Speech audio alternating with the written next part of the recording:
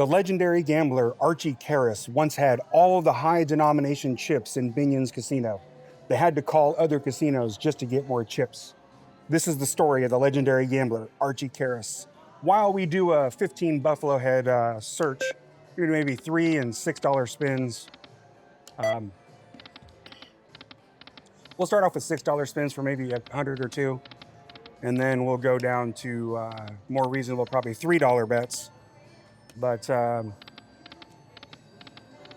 to do the intro. Welcome to Let's Talk Slots here at the Harrah's in Kansas City. This is The Tail Tuesday. That title comes from a suggestion from a viewer calling it The Tail Tuesday. That makes sense to me. We'll do, actually, because it's The Tail Tuesday, we're supposed to be doing around $2 bets. So we're gonna do $2.40 bets. I forgot this is The Tail Tuesday. $2 Tuesday, The Tail Tuesday. It's all wrapped in together. We need 3 of those golds, and we need a lot of these for good line hits. If we had a Buffalo here, that would have been pretty good.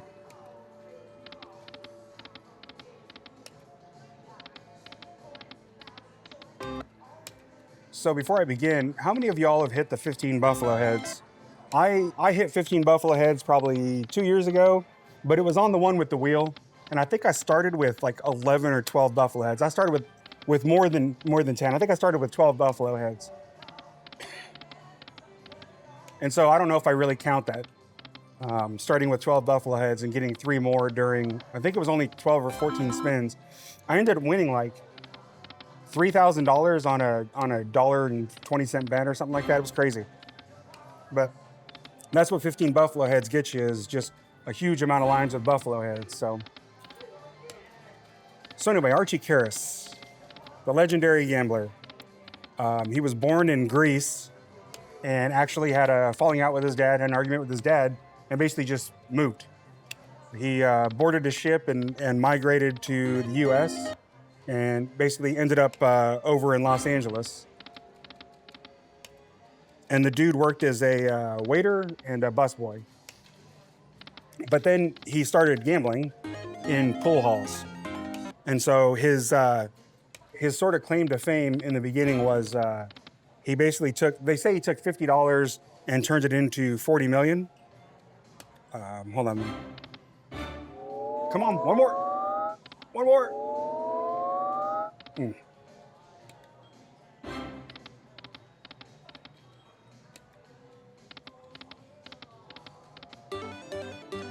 When I'm looking at my notes, I thought I had it in here. I don't think I do.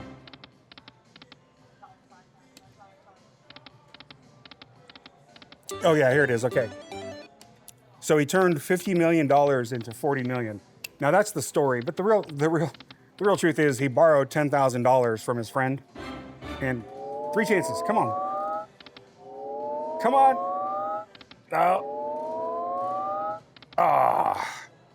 So close.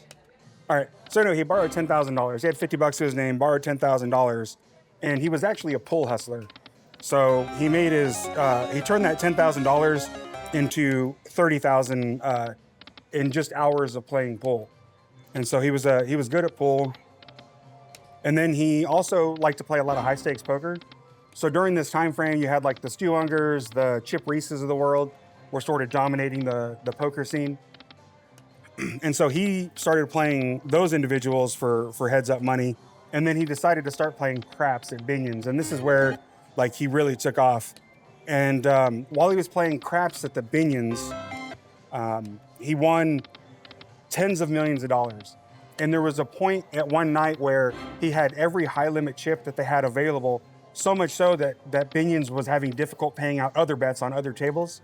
So they had to call up other casinos just to get chips to cover his winnings. And so he turned that $50 into a $10,000 borrow, into $30,000, into, by the end of it, he basically had $40 million. And what's funny is much of it was just sitting in his car, because he also wasn't the kind of person who had a bank account or trusted banks or institutions. So he had just 40 million sitting in his car at all times. His sort of philosophy was he was fearless. And I think that's probably why he was able to win so much money, was just because he was completely and utterly fearless. He was never afraid to lose at all. So if he won $1 million, the odds are that within the next 5 or 10 minutes, that $1 million was going to be on the line. And also too, I sort of didn't understated this. When he was playing high stakes poker players, all of them assumed because they were skilled at poker that they were just going to beat this guy. And he was so fearless and so relentless that he beat basically every poker pro that sat down with him. I think Chip Reese lost millions to him. And this is, back in the early 90s. So this is back when, $1 million actually meant $1 million.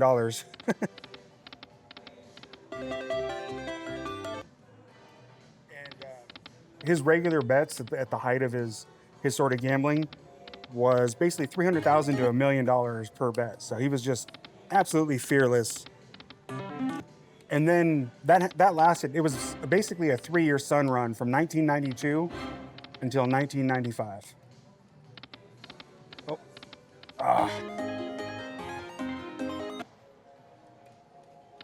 Before I get back to the Archie Karas story, what's your biggest win on this? I think, again, mine was that $1.20 bet that turned into like almost $3,000. And that was because I got the 15 Buffalo heads. Buffalo. Oh.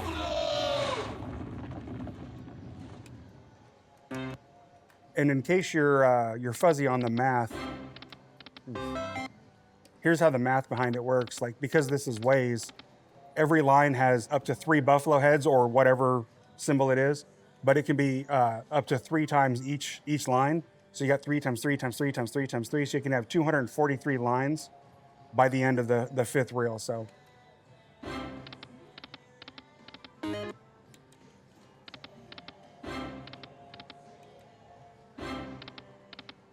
I know last time I did a video on the Buffalo Gold, it took me, I think, 37 minutes to get a bonus. I don't know if we'll go that long. In the machine, I put 500 in, and I have I had 300 in free play, so I went ahead and just threw it in here. So we're already down almost $200, and we're only betting $2.40. So right now, it looks like this machine's on the take.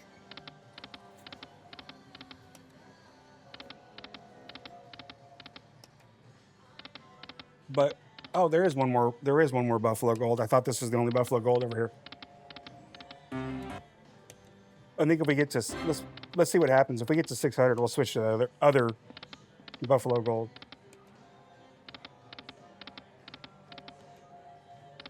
What's that? There's one back there too. Oh, there's more back there.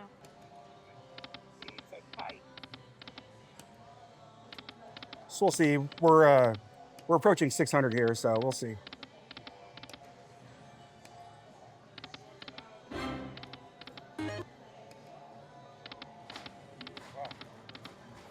This machine is definitely on the take. Oh, Buffalo? Nope. Oh, could I have one more Buffalo would have been good. That would have been 2 times 2, so it would have been 4 times 5 Buffaloes.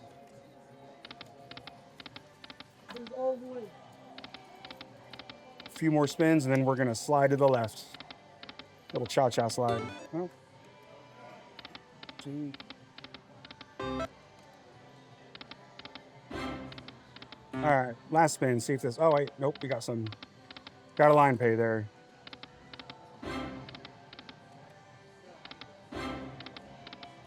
Nope. All right, we're gonna. Oh, I'll keep getting line pays. A couple more spins.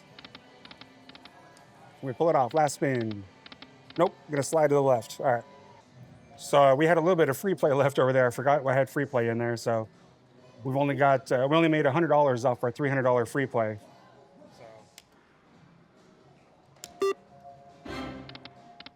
Let's see if this machine's a little better, nicer to us. We're basically down, what is that, 70, 80, almost 80 bets in 10 minutes. That's not very good. Oh, straight back. And if you are doing denomination, pick the lowest one for a while, and it'll come up quicker. You think? I know. So I said that his Archie Karas, back to him. I said that his sun run basically lasted from 1992 to 1995. Basically, at some point, he began his losing streak, as is the case with all gambling. And it started with basically one night. He lost $11 million in craps. So he lost $11 million, and He tried to recover by playing more poker and baccarat, but the thing is that when you're on a downswing, and everybody who gambles knows this, that basically when you're on a downswing, it seems like the more you try and chase your money, the more you lose. Coin. Nope. And so within a few months, he lost his entire $40 million. So for a good 3 years, he was just riding high on that $40 million, just kept winning. Nobody could match him. Nobody could keep up with him. And in a 3-month time period, the dude basically lost his $40 million. And this is back in 1995. I mean, that money's got to be, I mean, I know statistically it's not worth double since then, but it's pretty close. It's pretty close statistically, but also actually, just with the cost of living and everything else. Back in 1995, $40 million probably had to be closer to $100 million in today's money. So after that legendary run, and this kind of threw a little bit of cloud on him, he was arrested several times for cheating, trying to basically cheat with cards. And so there's also kind of a cloud over his wins. Like, was he really winning, or was he just good at cheating the casino?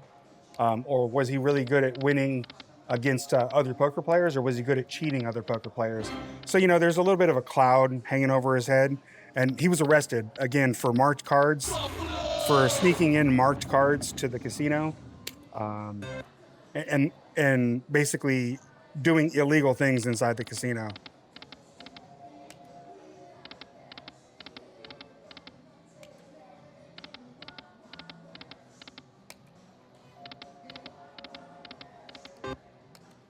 Boy, this Buffalo machine needs to turn around on us. Coin. I think it's been about probably 14 minutes of play, give or take. It's hard to tell because sometimes I'll just record straight across like I am now. Even when I moved, I just kept it recording, so I didn't have to turn everything back on and sync the sound and the audio and the video again.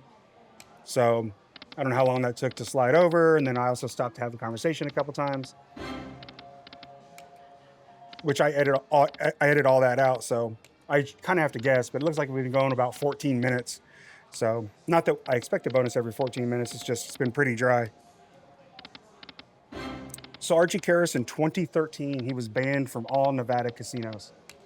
And that was just because he'd been caught cheating so many times or trying to cheat that they basically just, one more.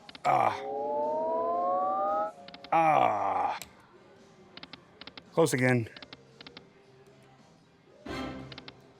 And so, yeah, he was banned. And then his legacy basically, though, is he's remembered as the guy who went on like the all-time winning streak that everybody dreams about. That for 3 years, no matter what he did, he just had millions of dollars, and he was betting 300,000 to $1 million, and he was just either winning or breaking even. And for you to have a 3-year run like that is just absolutely absurd. It's just something that basically people dream about,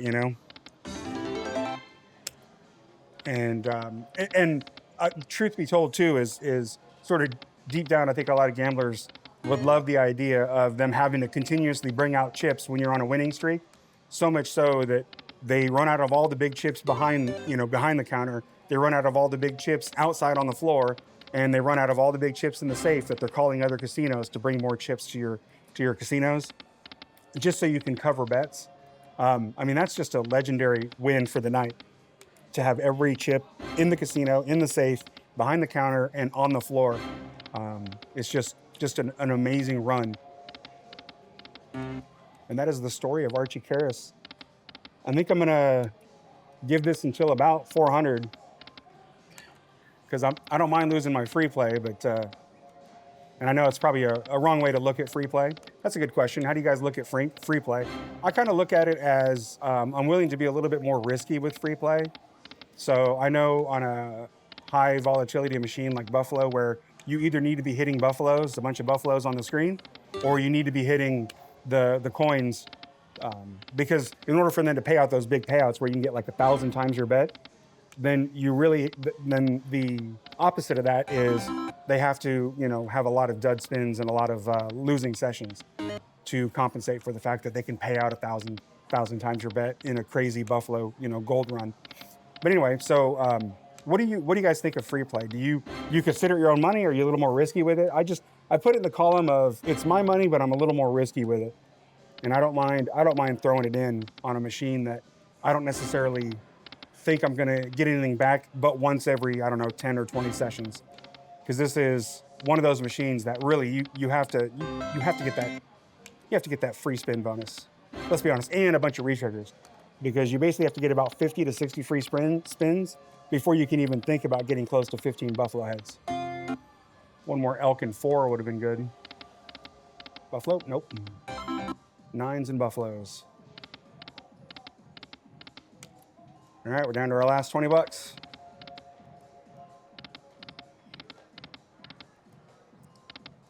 Buffalo. A few more spins here.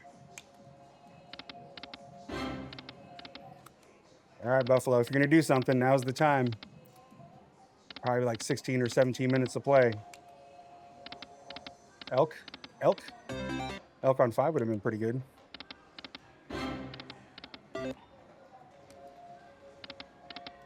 Ooh. Oh, one more buffalo would have been amazing. Because that would have been 3 times 2 times 6. So if 3 more back here, that would have been 18 times. And 180, but we would have had 5 buffaloes, not 4. So that would have literally been probably over 1,000. Yeah, especially if there were 3 buffalo back there, that would have been over 1,000 easily. Well, that gave us a little stay of execution. Maybe we'll stick around for a little bit. My new floor is $500. We're gonna do the cowboy slots method where we're gonna set a floor and then reassess. So at 500, I at least will not have lost any money that I brought into the casino, but I will have lost my free play. So let's see if that's just a sign that things are turning around. Come on, Buffalo. But that does go to show I had 800 to start off with, and basically got really close, danger close to 400 in a matter of 19, 20 minutes. So at a $2.40 bet, lost almost $400 in a matter of 20 minutes. So, oh, wish I had that one. Hey, bonus. Here we go. All right, Buffalo Gold bonus. Let's go. We need a bunch of those gold buffalo heads. So I got 2. Or we need a bunch of those valleys because they do 3x. Up to 3x, 2x or 3x. All right, one more buffalo head turns the eagles. Oh, I need to change this. Okay. Oh, nice, retrigger. One more, nope. 5 more spins. As I said, we need about 50 or 60 spins to get close to 15 buffalo heads, generally speaking. And that will usually get you within 3.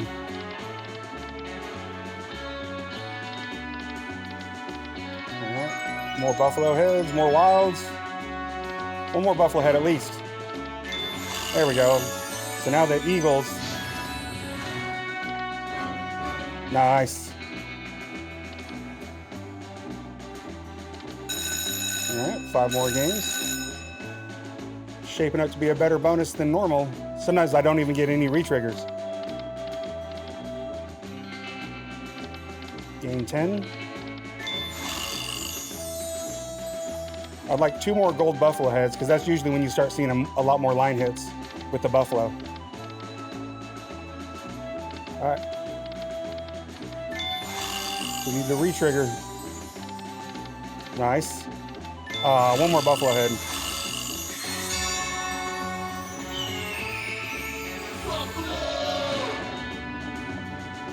So now if we had the pumas, we would have had 5 buffalo heads. All right, so 4 spins. Need a retrigger. Come on, retrigger. 2 more spins. Retrigger, come on. Nope. All right. Not the best bonus. All right, so we're at 624. We're gonna play this down to 600 and call it a day. So I turned 300 of my free play into 100. A wolf in the front would have been pretty good. Buffalo, oh. Okay, some queens. 10 in the front would have been pretty good. So what do you guys think of Buffalo Gold Collection? I think it's a pretty fun game. It's just, you gotta hit those free games. A few more spins, unless, nope, no unless.